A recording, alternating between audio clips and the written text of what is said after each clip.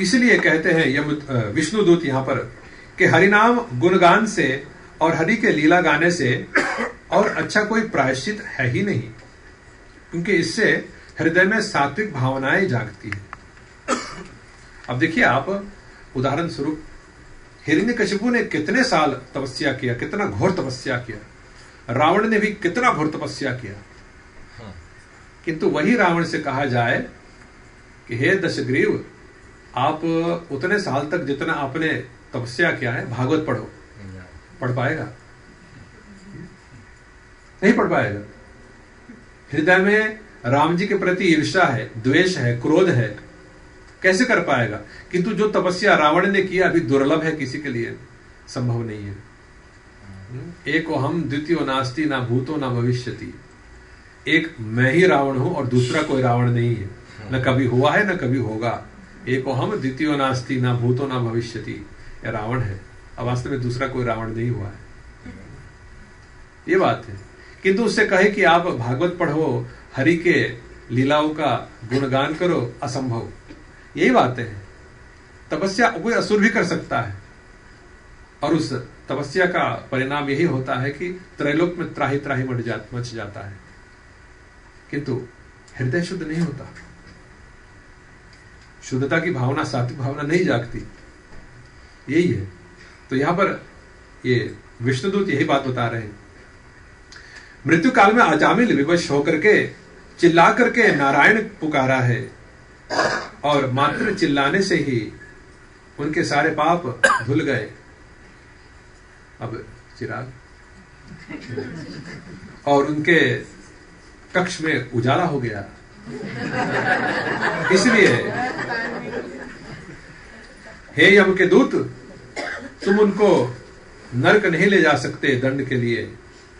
और यहां पर भी अंतकाले च मामे एव स्मरण मुक्त्वा कलेवरम यह प्रयाति समद भावम याति नास्ति अत्र संशय। गीता की वाणी है कि अंतकाल में जो मेरा स्मरण करता है वो मेरे पास पहुंचता है।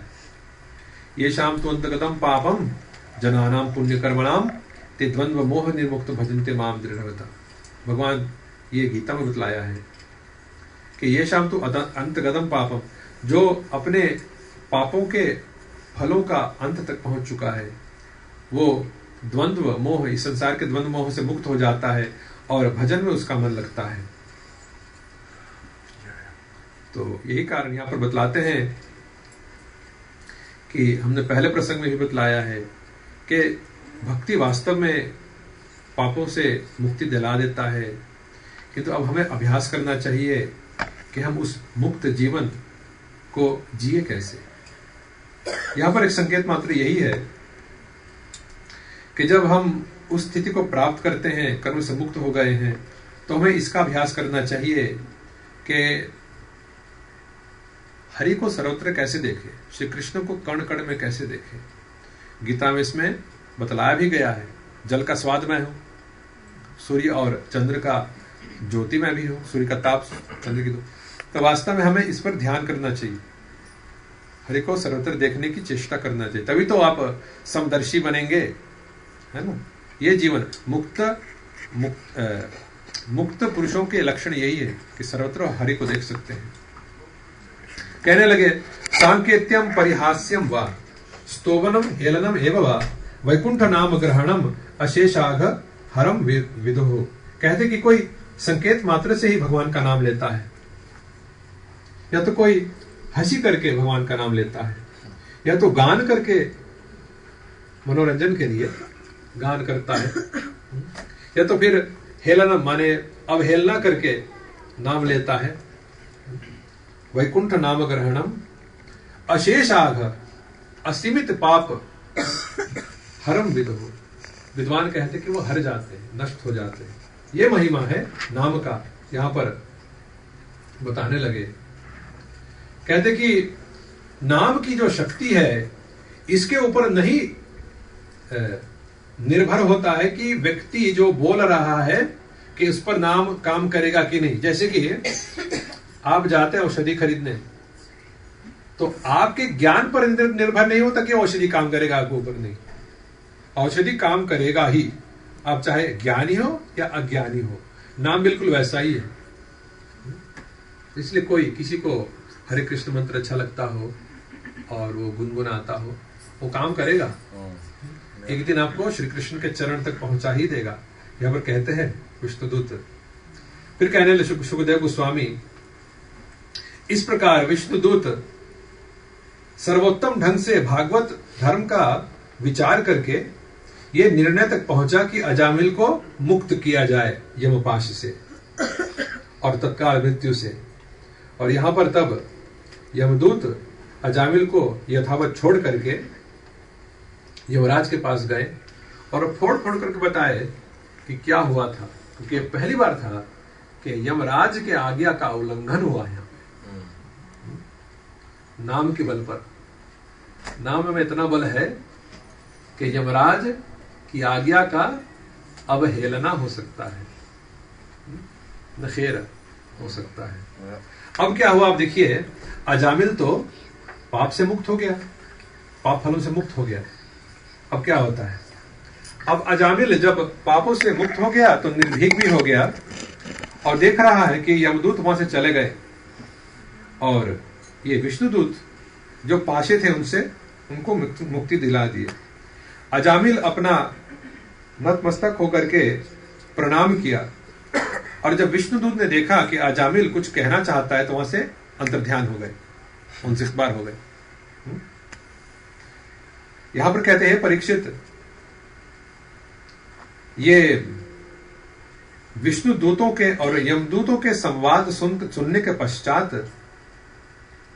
अजामिल को त्रिगुणात्मक धर्म या तो वैदिक कर्मकांड और त्रिगुणातीत धर्म अथवा भागवत धर्म के बीच में क्या अंतर है समझ में आया।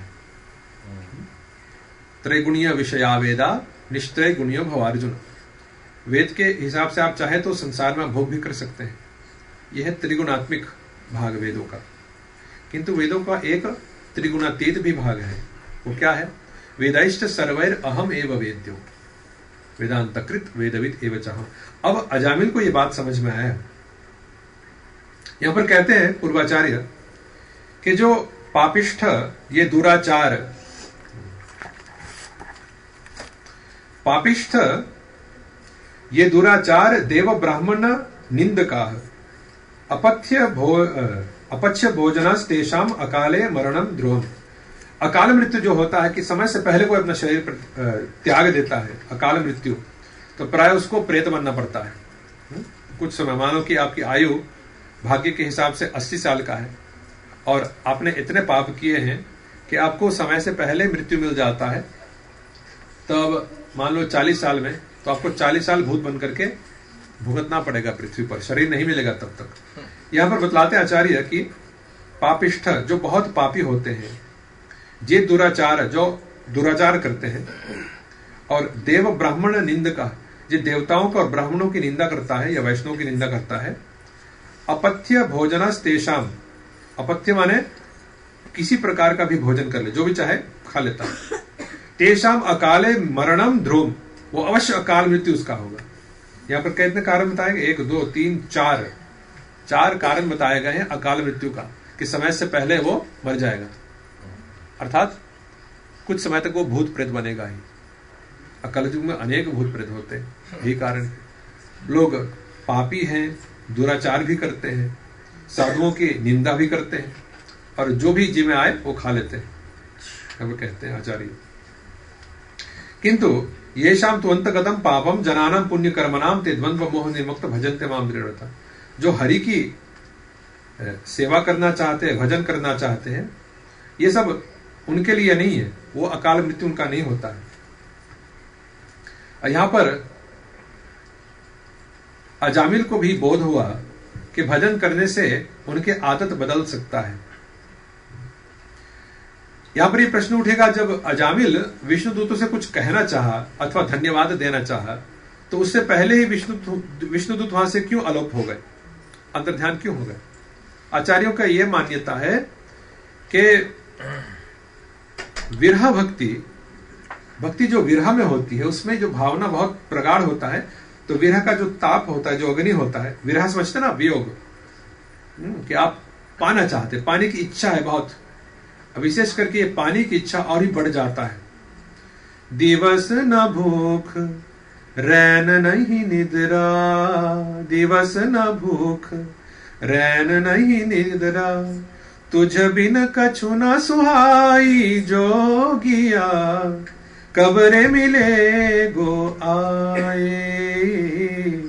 ये मीरा इसका मूर्ति है, मीरा विरह की मूर्ति है कि उनके अंदर इतना विरह था ठाकुर जी को पाने का कि भूख भी भूल जाए, रात को सोना भी भूल गई। कहीं कहीं मीरा कहती है कि आवणी आवणी कह गया सावरा, कर गया काल अनेक, कि गिनता गिनता घिस गई मारी आंगल यारी रेख, वंशी वाला आजो हमारे देश। ये मेवाड़ी भाषा है कि सावरिया कह गया कि आवणी आवणी मैं आऊंगा आऊंगा, आवणी आवणी कह गया सावरा, किंतु कर गयो काल अनेक, काल अनेक माने बहुत देर हो गई, और मैं क्षण दिन गिनते गिनते अपने अंगुलियों पर देखना, मेरे अंगुलियों कोई रेखा रहेगी नहीं, घिस गया सब, घिस गई मारी आंगल यारी रेख, ए वंशी वाला आजो हमारे देश, मेरे देश आओ, मेरे घर आओ।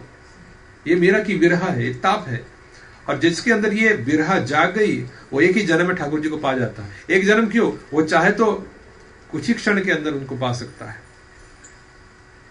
यही कारण है कि अजामिल के समक्ष ये विष्णुदूत अलोप हो गए। अब उनको देख लिया है, अब जान चुका है कि यदि मैं अच्छा भक्ति करूं, अच्छी भक्ति करूं तो इनके पास मैं दोबारा पहुंच सकता हूं। यह आचार्य की मान्यता है। तो अंदर में लालसा या विरह जगाने के लिए यहां पर विष्णुदूत आलोप हो गए। और भी एक तरीका छुड़ाने, यदि आपके लालसा पाने का, अपने आप सब छूट जाते हैं, बुरी आदतें संसार की। तो यहां पर दो बातें थे ना, एक है विरह का और दूसरा था क्या बतलाया था,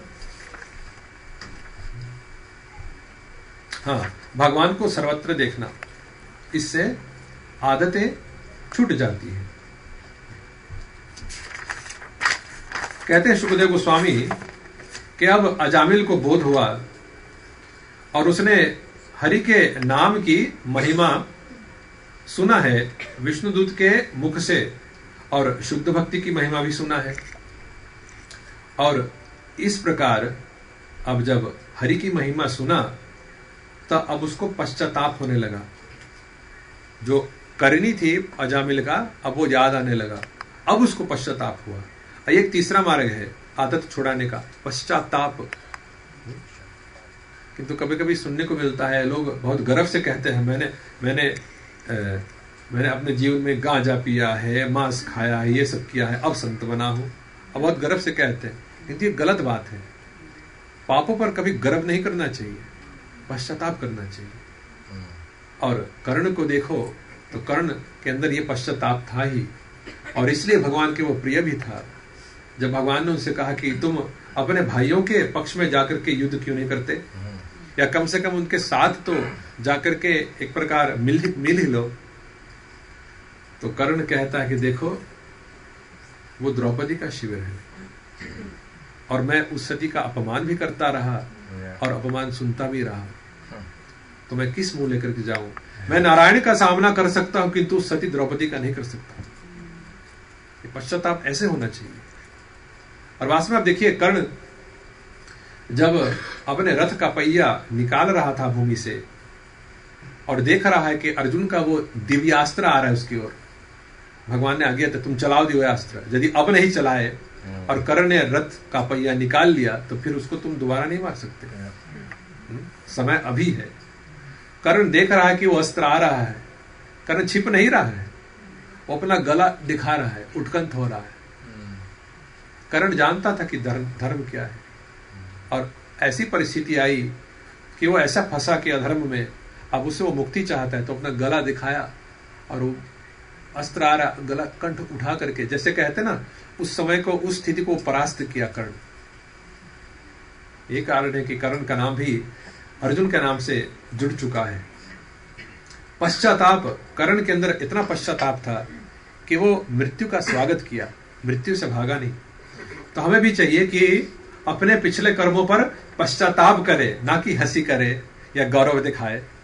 एक प्रकार की मूर्खता होगी, ऐसे कोई आदत नहीं छूटेगा, ऐसे आदत नहीं छूटता। हमें पश्चाताप करना चाहिए। और पश्चाताप भी एक प्रकार का भक्ति है, जिसको दैन्य कहते हैं। दैन्य माने दीनता दिखाना। दैन्य शरणागति का एक भाग है। शरण, भगवान के शरण में आने का 6 विभाग होते हैं। क्या है वो? अनुकूल यस्य संकल्प, प्रतिकूल यस्य वर्धनम, रक्षिष्यातीति विश्वातो, गुप्तित्वे वर्णम तथा आत्मनिक्षेप कार्पणीय शतविधा शरणागति। भगवान के शरण लेना है तो 6 विभागों का है। पूर्वाचार्य ने इसका वर्णन किया है।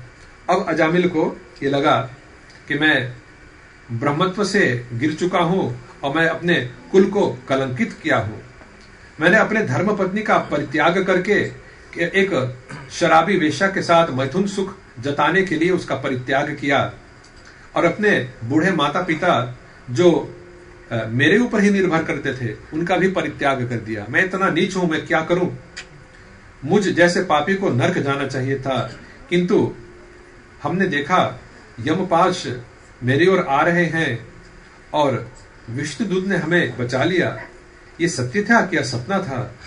जो भी था हमें वही करना चाहिए कि अब हमने नरक से बच गए हैं तो हमें जाकर के उन विष्णुदूतों का धन्यवाद करना चाहिए। ऐसी भावना जागी उसके अंदर। अंत में जाकर के ये अजामिल हरिद्वार चला गया। हरिद्वार में जाकर के उसने हरि भक्ति किया है और भक्ति के द्वारा प्रायश्चित किया है। अब देखिए, पापों से मुक्त होकर के अजामिल एक प्रकार से मुक्ति का योग्य बन गया। फिर भी उसको हरिद्वार जाना पड़ा। क्या कमी था? वही जो आपको बतलाया कि पापों से मुक्त होने के पश्चात भी बुरी आदतें अभी था उनके अंदर, बुरी संस्कारें, उनको मिटाने के लिए सात्विक जीवन अजामिल जिया हरिद्वार में और उन भावनाओं का भी परित्याग किया। तब जाकर उसको गति हुई। और कहते सुखदेव गोस्वामी कि जब अजामिल भक्ति में दृढ़ हुआ, वैराग्य हुआ उसको, तो फिर वो देख रहा है कि दिन हरिद्वार में वही 4 विष्णुदूत आए हैं और विमान लेकर के उनका स्वागत किया। आओ चलो अब वैकुंठ चलते हैं। यहां पर कभी एक प्रश्न ये उठ सकता है, देखो हम भजन कर रहे हैं और आपने कहा कि भजन से हृदय शुद्ध होता है, इच्छाएं जो पाप की है वो सब नष्ट हो जाते, किंतु मैं इतना भजन करता हूं क्यों नहीं होता? ये भी होता है। ये प्रश्न है। तो इस पर ध्यान रखो कि आप कोई नाम अपराध तो नहीं कर रहे हैं, या तो नामभास वैसे पापों को मुक्त कर देता है, पापों से मुक्त कर देता है, किंतु वो जो नाम आभास का जो फल है बहुत समय बाद आपको प्राप्त होगा। इसलिए नाम शुद्ध होना चाहिए, प्रेम नाम होना चाहिए। यहां पर अजामिल ने सबको प्रणाम किया और उनके साथ एक स्वर्ण विमान में प्रवेश किया और श्रीपति के धाम में चले गए। कहते सुखदेव गोस्वामी यहां पर के अजामिल की कथा से हमें यह पता चलता है कि हरि नाम ही एकमात्र साधन है जिससे हमें कामनाओं का, वासनाओं का जो इच्छा है हृदय में उससे मुक्ति मिल सके।